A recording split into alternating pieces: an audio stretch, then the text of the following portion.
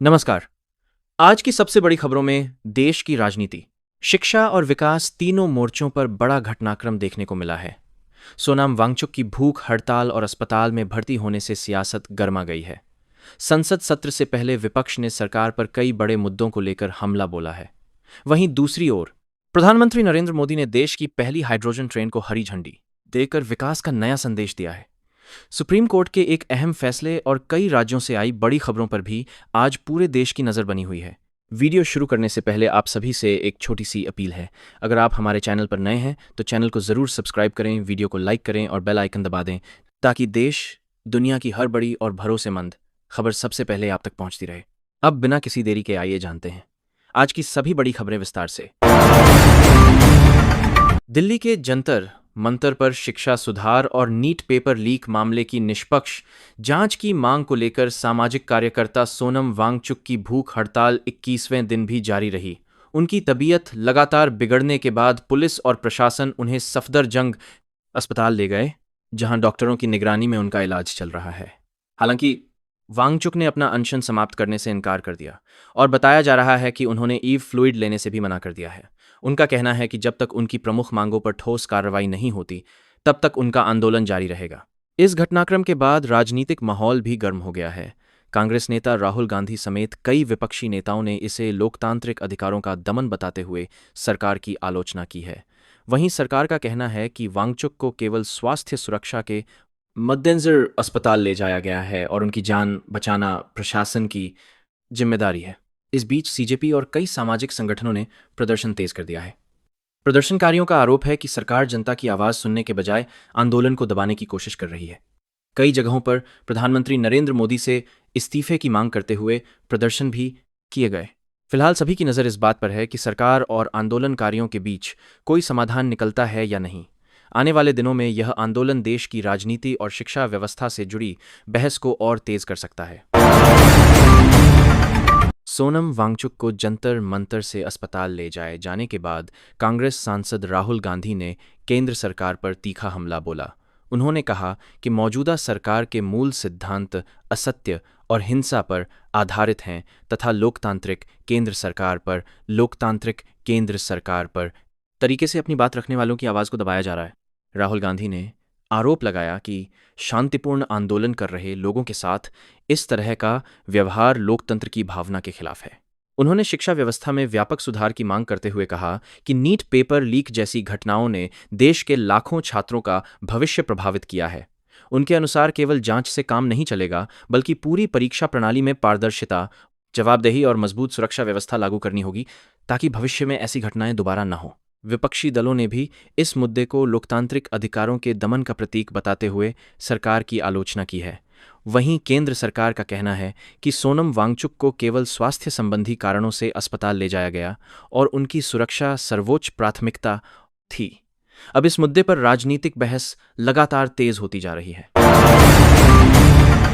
प्रधानमंत्री नरेंद्र मोदी ने हरियाणा के जींद सोनीपत रेल मार्ग पर भारत की पहली 10 कोच हाइड्रोजन ट्रेन को हरी झंडी दिखाने का दावा किया गया है।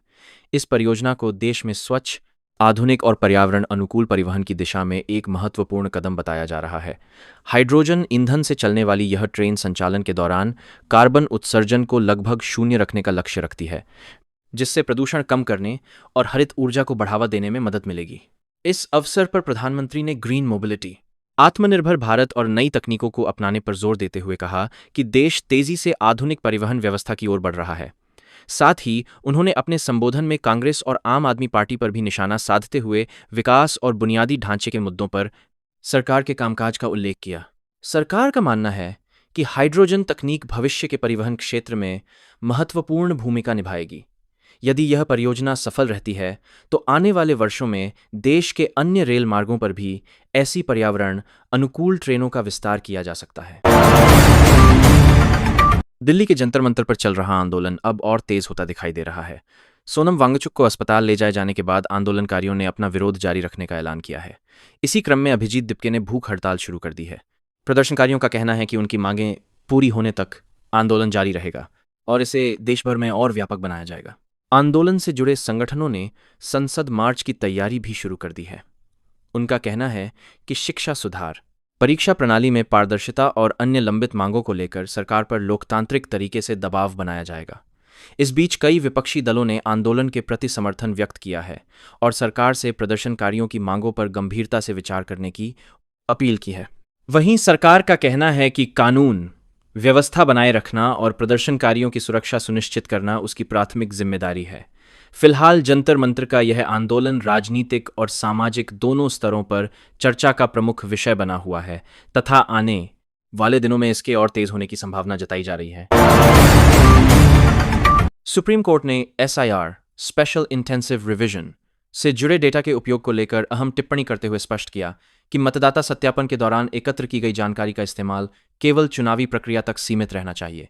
सुनवाई के दौरान अदालत ने संकेत दिया कि यदि इस तरह के डेटा का उपयोग प्रशासनिक, सरकारी योजनाओं या किसी अन्य उद्देश्य के लिए किया जाता है तो इससे नागरिकों की निजता और डेटा सुरक्षा से जुड़े गंभीर प्रश्न खड़े हो सकते हैं। अदालत ने चुनाव आयोग और संबंधित पक्षों से यह सुनिश्चित करने को कहा कि मतदाताओं की व्यक्तिगत जानकारी का दुरुपयोग न हो तथा उसका उपयोग केवल कानून के दायरे में और निर्धारित उद्देश्य के लिए ही किया जाए। सुप्रीम कोर्ट की इस टिप्पणी को डेटा प्राइवेसी और लोकतांत्रिक संस्थाओं की पारदर्शिता के लिहाज से महत्वपूर्ण माना जा रहा है। यह मामला अब संस्थागत जवाबदेही, नागरिकों की निजता और चुनावी प्रक्रिया की निष्पक्षता से जुड़ी बहस का अहम विषय बन गया है। मामले की अगली सुनवाई और अदालत के अंतिम फैसले पर सभी की नजर बनी हुई है। केंद्र सरकार ने आंध्र प्रदेश सरकार की कुछ प्रमुख आपत्तियों और सुझावों पर सकारात्मक रुख अपनाते हुए उच्च शिक्षा से जुड़े प्रस्तावित विधेयक में बदलाव करने की सहमति जताई है। राज्य सरकार का कहना था कि शिक्षा जैसे महत्वपूर्ण विषयों पर राज्यों की भूमिका और अधिकारों का पूरा सम्मान किया जाना चाहिए। इसके बाद केंद्र और राज्य के बीच कई दौर की बातचीत हुई, जिसके बाद कुछ प्रावधानों में संशोधन पर सहमति बनने की खबर सामने आई है। इस घटनाक्रम को भारतीय संघीय व्यवस्था यानी फेडरलिज्म के संदर्भ में अहम माना जा रहा है। राजनीतिक विश्लेषकों का कहना है कि यह मामला केंद्र और राज्यों के बीच बेहतर समन्वय का उदाहरण भी हो सकता है। वहीं विपक्ष का कहना है कि राज्यों की बात पहले ही सुनी जानी चाहिए थी, जबकि सरकार का दावा है कि वह सभी राज्यों के सुझावों पर गंभीरता से विचार कर रही है। अब सभी की नज़र विधेयक के अंतिम स्वरूप पर है। यदि संशोधित प्रावधान लागू होते हैं तो इसका असर देश की उच्च शिक्षा व्यवस्था और केंद्र राज्य संबंधों दोनों पर पड़ सकता है। नीति आयोग द्वारा जारी इन्वेस्टमेंट फ्रेंडलीनेस इंडेक्स में गुजरात को शीर्ष स्थान मिलने के बाद राज्य की औद्योगिक नीतियों और निवेश अनुकूल माहौल की व्यापक चर्चा हो रही है। रिपोर्ट के अनुसार उद्योगों के लिए आसान प्रक्रियाएं, बेहतर बुनियादी ढांचा, तेज मंजूरी प्रणाली और निवेशकों के लिए अनुकूल नीतियों ने गुजरात को सबसे आगे पहुंचाने में महत्वपूर्ण भूमिका निभाई है। राज्य सरकार ने इसे विकास मॉडल और प्रभावी प्रशासन का परिणाम बताया है। भारतीय जनता पार्टी ने इस उपलब्धि को अपनी विकास नीतियों की सफलता बताते हुए कहा कि भाजपा शासित राज्यों में निवेश, उद्योग और रोजगार के अवसर लगातार बढ़ रहे हैं। पार्टी का दावा है कि पारदर्शी शासन और बेहतर कारोबारी माहौल के कारण देश विदेश की कंपनियां गुजरात में निवेश करने के लिए आकर्षित हो रही हैं। वहीं विपक्ष का कहना है कि केवल निवेश के आंकड़ों के आधार पर विकास का आकलन नहीं किया जा सकता और रोजगार, सामाजिक विकास तथा क्षेत्रीय संतुलन जैसे पहलुओं पर भी समान ध्यान दिया जाना चाहिए। अब इस रिपोर्ट को लेकर राजनीतिक और आर्थिक दोनों स्तरों पर चर्चा तेज हो गई है। महाराष्ट्र सरकार राष्ट्रीय विधान एप्लीकेशन नेवा को लागू करने की दिशा में तेजी से काम कर रही है। यह पहल केंद्र सरकार के one nation one application vision का हिस्सा है, जिसका उद्देश्य देश की सभी विधानसभाओं को एक समान डिजिटल प्लेटफॉर्म से जोड़ना है। नेवा लागू होने के बाद सदन की कार्यवाही, विधेयक, प्रश्नोत्तर, दस्तावेज और अन्य संसदीय रिकॉर्ड डिजिटल माध्यम से उपलब्ध होंगे, जिससे कागज के उपयोग में कमी आएगी और कामकाज अधिक पारदर्शी एवं तेज हो सकेगा। सरकार का कहना है कि यह कदम डिजिटल इंडिया अभियान को मजबूत करेगा और आधुनिक तकनीक के माध्यम से विधानसभाओं की कार्यप्रणाली को अधिक प्रभावी बनाएगा। इससे विधायकों को भी सभी जरूरी दस्तावेज और सूचनाएं ऑनलाइन उपलब्ध हो सकेंगी, जिससे निर्णय प्रक्रिया में सुविधा मिलेगी। विशेषज्ञों का मानना है कि यदि यह व्यवस्था सफल रहती है तो इससे प्रशासनिक दक्षता बढ़ेगी, समय और संसाधनों की बचत होगी तथा डिजिटल गवर्नेंस को नई गति मिलेगी। इसे देश की लोकतांत्रिक संस्थाओं के आधुनिकीकरण की दिशा में एक महत्वपूर्ण पहल माना जा रहा है। प्रधानमंत्री नरेंद्र मोदी ने चंडीगढ़ स्थित पीजाइमर में advanced mother child care centre और एडवांस्ड न्यूरोसाइंसेज सेंटर का उद्घाटन किया।